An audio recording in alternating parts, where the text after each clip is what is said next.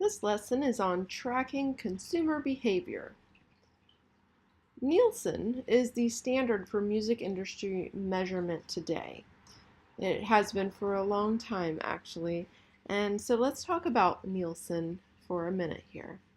Nielsen is they track consumer behavior and audience metrics in many parts of entertainment and media, and specifically in music, of course. They track radio airplay, they track streaming music, and they track our music sales. So, they track all of the retailers, whether they're digital or physical. They track everything that's going on out there in terms of sales and distribution and airplay. Okay, so, Nielsen sales tracking, it works a little bit like this to give you a little bit more information. They have weekly data collection, of course, because they are the ones that get your music onto the Billboard charts and things like that, right? So they have weekly data collection, and they have point of sale data out there tracked in 19 countries currently. They compile data from more than 39,000 retail outlets. That's a lot. And they track albums, singles, and music videos. And they also they work with physical and digital titles from venues, retailers, and digital download stores. Okay, so let's talk a little bit about these tracking codes that they use. Right, so tracking codes. The first one I'm going to talk to you about here is the ISRC code. The ISRC code is called the International Standard Recording Code. And this is used for audio and music video recordings. This is a universal ID number for a sound recording. Okay, so it's global. And it's required for individual songs, streaming, or download. Okay, so every song needs an ISRC. Now, the thing is, you can create this yourself. Okay, and I'm going to show you how.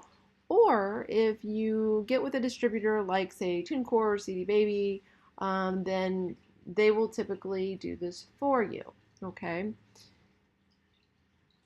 So the reason that you want to get an ISRC is because you want to participate in the Billboard charts, right? And it's more than just that. That's one of the biggies, but this tracks everything that's going on with this particular song. And so you know what's going on, and any managers or labels and things like that can find out what's going on with the song. The ISRC must be registered with Nielsen SoundScan in order to participate in Billboard charts. Okay, so once you get your code, then you would go to Nielsen SoundScan and you would register it. So we're going to talk about that as well. And it's free. Okay, to register it. The code, the ISRC code, is tied to the recording itself and not the carrier. So the ISRC code is not the UPC code, which we're about to talk about, which the UPC is tied to the carrier, which would be like an MP3, right, download, or a CD sale, or an actual vinyl LP, things like that. Those formats that you're selling, those products, those products that are digital or physical, they would be under what we call a UPC code. An ISRC code just tracks the song itself, okay? And this you would put into your actual product, your actual recording, so it becomes a digital fingerprint where it is tracked, okay? So you can register for an ISRC code at usisrc.org. Okay. A UPC code is a little bit different. A UPC code is the universal product code for any product that you're selling. Okay, this is just in general. This is not just for music sales. A UPC code is for any product that you want to sell. And a UPC is United States and Canada. Okay, and it's needed for any song or album. Okay. A digital album and a physical album will need two different UPC codes. Okay, UPCs I should say, because really that's Universal Product Code. But you need one UPC for every product that you're selling. Okay, so you can't just say, oh well, I recorded the song and I'm gonna just give it a UPC. That's the ISRC. The UPC code has to have its own independent code for each item you're selling. So it's required by iTunes, it's required by Nielsen SoundScan, it's required by all retailers and some streamers. Now, you can get a UPC barcode from gs1us.org, okay? And the gs1us.org website is I believe it's a nonprofit where you can, this will help you like if you have a record label or you're a manager or something like that. So you'll get your own code as a merchant, and then they'll give you, all the different UPC codes that you need. Now, you do have to pay for this. Now, here's the thing that indie artists are doing today, is they're just going with a distributor like, these aggregators, right? DistroKid, TuneCore, CD Baby, Lander, Symphonic Distribution, and they already have their own code set up through GS1US. So they can have, they can create as many barcodes as they want, UPC codes, for different products. And so they provide you with it, okay? Now, it is under their manufacturer number, their merchant number, okay?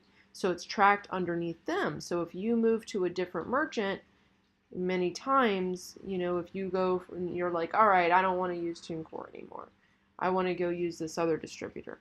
Well, a lot of times you're, and I don't know if this is still always the case, but you'll have to go get a new code under that other one if you don't have your own. And so that's always been an issue, is like if you don't really own your own codes, then you have to rely on other people, other companies, and you could essentially have to start over on sales numbers if you had a falling out with one of them, right? But it's usually not that big a deal. You just have to find the right distributor, and that's what we talk about in this class, Okay, so anatomy of a barcode here, just real simple. I'm not going to go too deep into this because it can get real complicated real quick. The number system character at the very beginning, you see the little 0 there, right? That part of the barcode just shows the, what type of product this is. For instance, if it's a 1, then it's just a regular product, it's just some regular, any product. If it gets a number 2 there, it's a weighted product, like meat that you buy at the market, would be weighted. A number 3 would be like a drug, prescription drug, or any type of thing that's regulated by the health industry. So that is just kind of telling, hey, this is this kind of product, okay? Then you have the manufacturer number next, okay? And that little 5-digit code there is, who really is creating the barcode. So if it's you, if you bought your own through GS1 US, then that would be your number. If you're going through TuneCore or something, that would be their number. And then you have the item number, and the item number is for the product itself. Now I want you to pay attention to the very last digit there. The last digit is a 0 in this case, and that is the product number, okay? And the product number is, it's the 11th digit, and it's assigned that particular number based on the type of recording medium that you're using, okay? And the RIAA suggests these numbers that I'm about to show you, okay? These are our current music product codes. So that would be the number that you would see in the 11th spot right there, which is called the product code. Okay, so going down, you see a number 1 would mean that it's a vinyl LP. If you give it a number 2 product code in the 11th space there, it would symbolize that it is a CD. An enhanced CD are given a 0. A number 3 means it's a video VHS. Number 4 is a tape cassette. A number 5 is a digital release. Okay, so any MP3s or waves or anything like that that are digital releases. A number 6 is a super audio CD. I don't even know what that is anymore. A number 7 is a vinyl single, so a 7-inch. And number 8 is pretty much not used anymore, but it's a mini disc. A number 9 is a DVD. Okay, so those are the music product codes that you would see in this 11th spot where you see the 0 and it says product number there. That's where you would see that number that would show what kind of product this is in the music industry. Okay, and these again are recommended by the RIAA. Okay, Recording Industry, Association. Anyway, you must register your codes on SoundScan. Okay, and in order to be tracked by Nielsen SoundScan, you need to register. Okay, and it's free to register. The first step that you're going to take is you're going to obtain your ISRC code and your UPC code. Now, if you're outside of the United States, you're over in Europe or something, then you would use what's called an EAN code. It's the same thing as a UPC. It's just that in the United States, we use a UPC, and then over in Europe and everywhere else, they use an EAN code.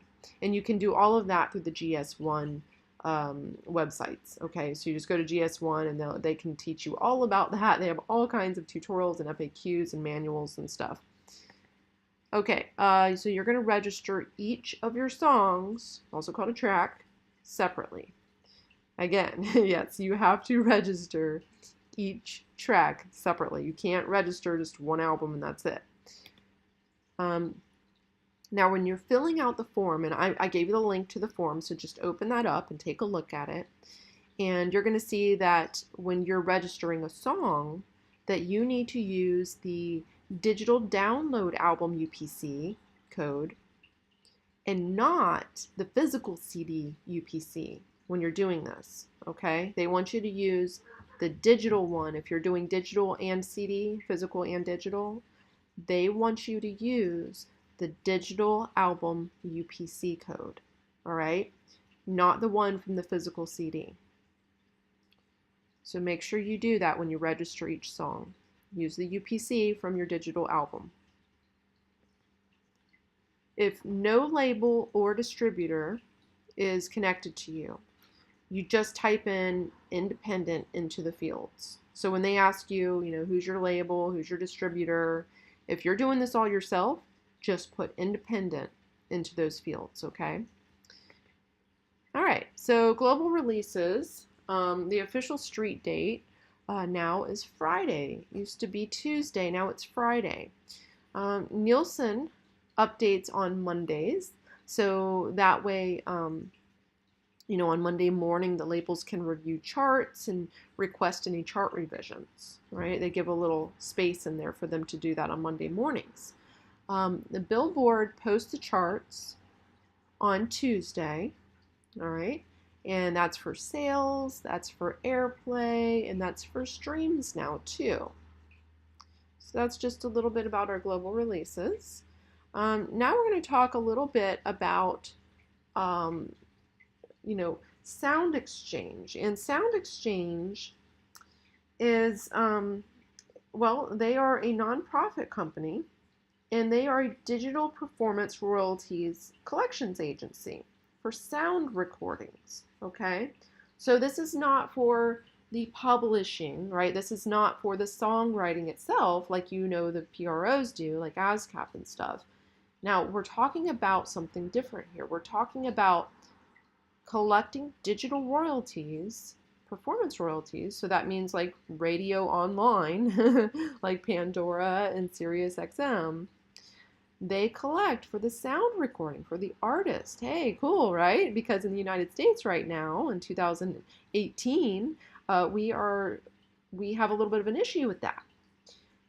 Because we have radio, our terrestrial radio, that does not pay for the sound recordings. And they only pay the songwriters, the publishers. They do not pay the sound recordings. The artists do not get paid for their music being played on the radio, which, is a big, big issue. And there's a lot of fighting going on.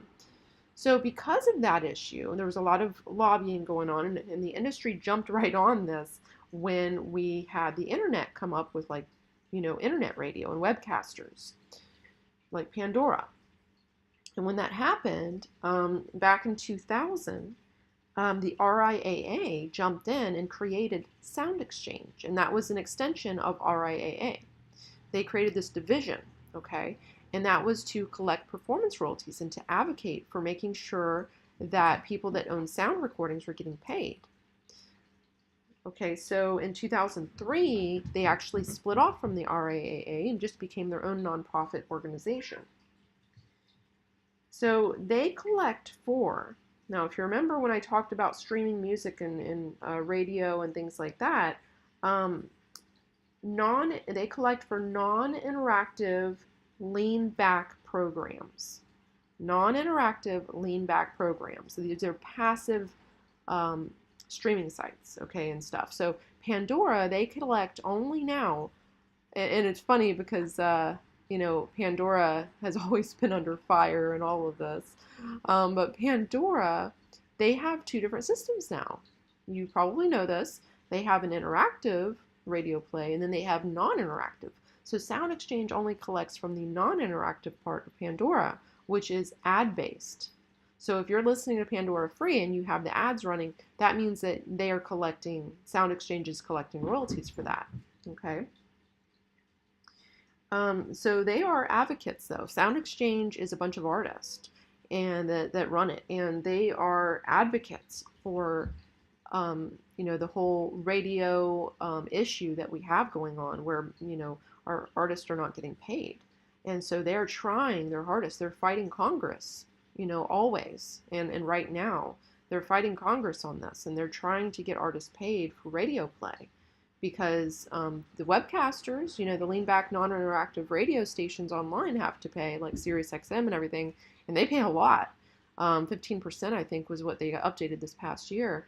But, they have to pay a lot of money to artists, and the terrestrial radio that you listen to in the car and stuff, they don't have to pay crap, right? They don't have to pay anything. So, another thing that Sound Exchange does is they've been working on this for many years. It's pretty cool that they finally got it done. And I wanted to show you guys, but my internet is down right now, so I'm only able to record my slideshow for you. So if you go to the Sound Exchange website, soundexchange.com, you can just see at the top, you'll see where it says ISRC search. And what they're doing, which is really cool, is they now have a database that's running of all ISRC codes. So all codes of music recordings. So you can now look up, a song off the radio, a new Beyonce song or whatever, and you can see the ISRC code and everything. And it's I think it's great that they're finally logging all of this information for tracking and making sure that things are getting tracked and used properly. So anyways, that's just a little bit about what they're doing. And here's some notes for you.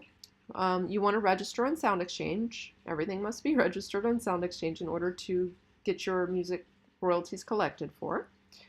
Sound Exchange is the digital royalties collection agency.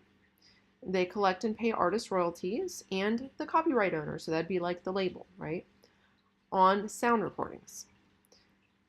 45% of performance royalties are paid to the artist. 5% are given into a fund for the non-featured artists, like the backup singers, the session musicians, and then 50% are given to the rights owners, like the record labels, right? Or if it's the artist that owns that copyright, then hey, they would get that other 50%. So whoever owns it. So that's great that they are actually collecting. They're collecting, oh my God, so many royalties. They paid out over $1 billion at this point to royalties to artists. They're a great little organization. So anyways, let's talk about measuring social metrics for a few minutes here. We have a a really cool company that I talk about in this class called Next Big Sound, and it was started in 2009. And it was, I think it was a bunch of students, from what I understand, it was a bunch of students that kind of created it. Um, but it's a music analytics website. It's a platform, and right now you can use it for free. Um, and I wanted to open it up. Unfortunately, my internet's not working, so I'm just going to, put the link up for all of you so that you can click on it and look around in it. Type in your favorite artist into their search and take a look at all their metrics, right? So they track Pandora, which they are now owned by, so they're very involved with Pandora. So they have charts on Pandora, and if you're an artist, you can connect to Pandora and be on their charts and kind of look at your map of where all of your fans are listening on Pandora, which is pretty neat. You can say, oh, look, a bunch of them are listening in Maine or New York or whatever. And then they also track Twitter. They track like your tweets and your retweets and hashtags and things that are going on with Twitter with you as an artist. They also take a look at your Wikipedia views and they track that. They track Songkick. Now, unfortunately, they do a little bit of Facebook stuff, like reach with likes and stuff. Um, but unfortunately, they used to track a lot of different things, and once they merged with Pandora, a lot of companies were like, nope, you can't touch our analytics. You can't touch us anymore. So they're always kind of shifting, and if you follow Next Big Sound, you know that they're changing like all of the time on who they're connecting and what social media platforms they're able to track and things like that. So sometimes they have a lot, sometimes they don't have as many. Right now, we're on kind of a low, but when you listen to this, it might be later in 2019 or something, and so we might have some different things going on with Next Big Sound at that point. But take a look at Next Big Sound. Okay, they have some really great charts, and their big thing is trying to see what artist is going to be the next big thing, right? And that's why they're called Next Big Sound. So they try to predict. And it's pretty neat when you go in there and you can see like all these up and coming artists that people are listening to. And then you're like, oh, okay, so this artist is actually going to get pretty big, and you can see things like that. And you can also see a lot of really cool information like, are more males tweeting about this or more females tweeting about this. So yeah, just take a look at that and check it out. And I will see you all on our discussion boards and stuff this week. All right, so have a very nice rest of your day.